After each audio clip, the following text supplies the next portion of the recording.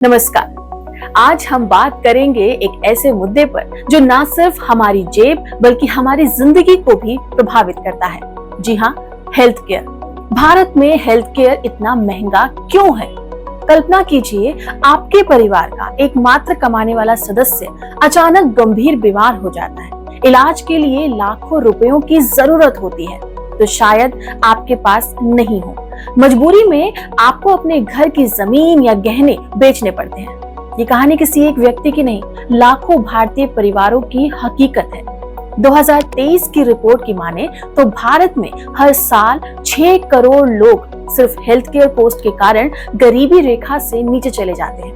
ये सिर्फ एक आंकड़ा नहीं है, बल्कि हमारे हेल्थ केयर सिस्टम की एक कड़वी सच्चाई है। आइए जानते हैं क्यों हमारे देश में स्वास्थ्य सेवाएं इतनी महंगी होती जा रही हैं, और इसे समझने के लिए हमें अभी भारत की हेल्थ केयर सिस्टम की स्थिति को समझना होगा।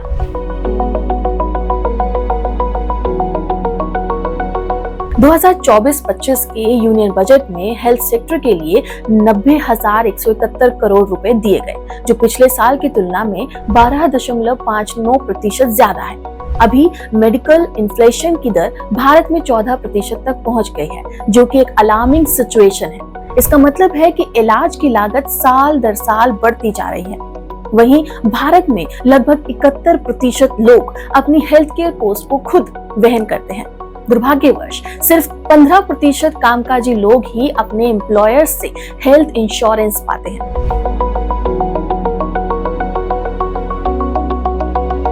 महंगे हेल्थ केयर का सबसे बड़ा असर उन परिवारों पर पड़ता है जिनका एकमात्र कमाने वाला सदस्य बीमार हो जाता है। यानी अगर घर का मुखिया, जो परिवार के आर्थिक स्तंभ का काम करता है, बीमार पड़ता है तो पूरा परिवार आर्थिक संकट में घिर जाता है। भारत में हर साल 6 करोड़ लोग हेल्थ केयर से जुड़े खर्चे के कारण गरीबी रेखा से नीचे चले जाते हैं। ये एक बहुत बड़ी समस्या है, खासकर उन परिवारों के लिए जिनके पास ना तो हेल्थ इंश्योरेंस है और ना ही सेविंग्स। ऐसे परिवार अक्सर कर्ज के जाल में फंस जाते हैं। इलाज के लिए कर्ज लेने के कारण वे सालों तक आर्थिक तंगी का सामना करते हैं। नेशनल सैंपल सर्वे ऑफिस यानी NSSO की एक रिपोर्ट के अनुसार भारत के ग्रामीण इलाकों में 58% परिवार हेल्थ केयर खर्चे के कारण कर्ज में डूब चुके हैं। इतना ही नहीं, बल्कि इलाज की भारी लागत के चलते बच्चों की पढ़ाई और परिवार के दूसरे जरूरी खर्चों पर भी इसका असर पड़ता है। शिक्षा की कमी के कारण आगे चलकर उन परिवारों की आर्थिक स्थिति और भी ज्यादा खराब हो जाती है और वो एक साइकिल ऑफ पॉवर्टी में फंस जाते हैं।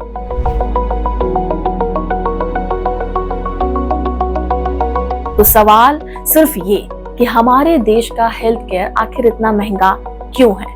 जब इसका जवाब खोजना चाहा तो हमने पाया कि हेल्थ केयर सेक्टर में लगातार बढ़ती महंगाई ने हेल्थ केयर प्रोवाइडर्स की ऑपरेटिंग कॉस्ट को बढ़ा दिया है। इसी वजह से हेल्थ केयर सर्विसेज की कीमतों ने आसमान छू लिया है। इतना ही नहीं, बल्कि भारत में दवाओं की कीमतें भी बहुत ज्यादा है। हालांकि 2024 के बजट में कुछ कैंसर की दवाओं पर कस्टम ड्यूटी को हटाया गया था, पर फिर भी जो प्रिस्क्रिप्शन ड्रग्स हैं उनका ओवरऑल खर्चा कहीं ना कहीं बढ़ता ही जा रहा है। हेल्थ केयर सर्विस में इस्तेमाल होने वाली एडवांस मेडिकल टेक्नोलॉजीज की लागत भी बहुत ज्यादा हो गई है। MRI, CT स्कैन जैसे एडवांस जो टेक्नोलॉजी पर बेस्ड टेस्ट हैं या फिर उनके ट्रीटमेंट है, इनका खर्च भी मरीजों पर भारी पड़ता है। सिर्फ 15% कामकाजी लोग ही हेल्थ इंश्योरेंस का फायदा उठाते हैं, लेकिन ज्यादातर लोगों को अपनी ही जेब से इस पूरे खर्चे को चुकाना पड़ता है। अभी हाल ही में कोविड महामारी के बाद हेल्थ केयर सर्विसेज की डिमांड में काफी बढ़ोतरी देखने को मिली है। हॉस्पिटल्स और क्लिनिक्स में इनपेशेंट और आउटपेशेंट सर्विसेज के लिए बढ़ती हुई डिमांड ने भी हेल्थ केयर कॉस्ट को काफी ज्यादा बढ़ा दिया है।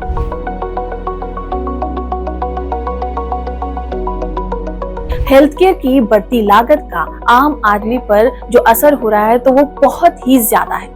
अगर हम देखें तो हेल्थ केयर एक्सपेंसेस अब लोगों की टोटल जो भी एक्सपेंडिचर होता है उनसे 10% ज्यादा निकल रहे हैं, और इससे 90 मिलियन से ज्यादा लोगों पर फाइनेंशियल बर्डन बढ़ जाता है। महंगे इलाज के चलते बहुत से लोग क्वालिटी हेल्थ केयर सर्विसेज का फायदा नहीं उठा पाते। क्रोनिक इलनेसेस से पीड़ित 85% जो कर्मचारी हैं उनको अपने एम्प्लॉयर से पर्याप्त सपोर्ट नहीं मिलता है। और आपको जानकर हैरानी होगी कि इन खर्चों के बढ़ते बोझ के कारण कुछ लोग प्रिवेंटिव हेल्थ केयर जैसे एनुअल हेल्थ केयर जो चेकअप होते हैं या फिर डॉक्टर के जो कंसल्टेशंस होते हैं उनको भी नजरअंदाज कर देते हैं। एक रिपोर्ट के अनुसार 59% जो लोग हैं वो एनुअल चेकअप्स को स्किप करते हैं, जो लॉन्ग टर्म हेल्थ आउटकम के लिए खतरनाक हो सकता है।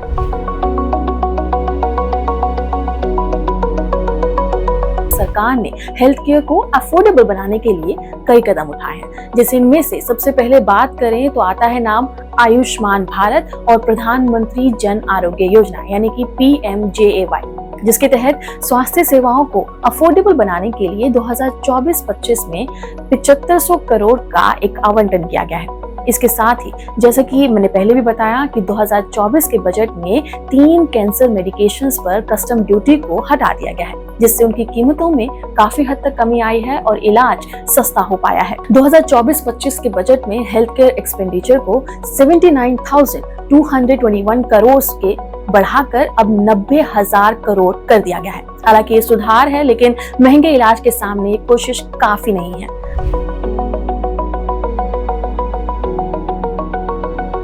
तो आगे क्या हो सकता है और इस समस्या का आखिर समाधान क्या है? देखिए, इसके लिए गवर्नमेंट और एम्प्लॉयर्स को साथ मिलकर काम करना होगा। इन लोगों को हेल्थ केयर जो इंश्योरेंस है इसको बढ़ावा देना होगा। साथ ही कंपनियों को एम्प्लॉयज के लिए कॉम्प्रिहेंसिव हेल्थ केयर प्लान्स मुहैया कराने होंगे ताकि हेल्थ केयर कॉस्ट का बोझ कम हो सके। साथ ही डिजिटल हेल्थ केयर प्लेटफॉर्म और टेलीमेडिसिन सर्विसेज को बढ़ावा देने से हेल्थ केयर के एक्सपेंसेस को कम किया जा सकता है। इससे इलाज का खर्च और समय दोनों ही घट सकते हैं। गवर्नमेंट चाहे तो दवाओं और मेडिकल सर्विसेज की कीमतों को कंट्रोल करने के लिए और भी ज्यादा सख्त नियम बना सकती है। इससे हेल्थ केयर सर्विसेज में अफोर्डेबिलिटी में सुधार हो सकेगा। इसके साथ साथ प्रिवेंटिव हेल्थ केयर पर जोर देना भी बहुत जरूरी है। एनुअल हेल्थ चेकअप्स और नियमित डॉक्टर कंसल्टेशंस से बीमारियों की शुरुआती अवस्था में उनको पहचान कर उनका इलाज संभव बनाया जा सकता है और इससे फायदा ये होगा कि इलाज का खर्च कम हो जाएगा।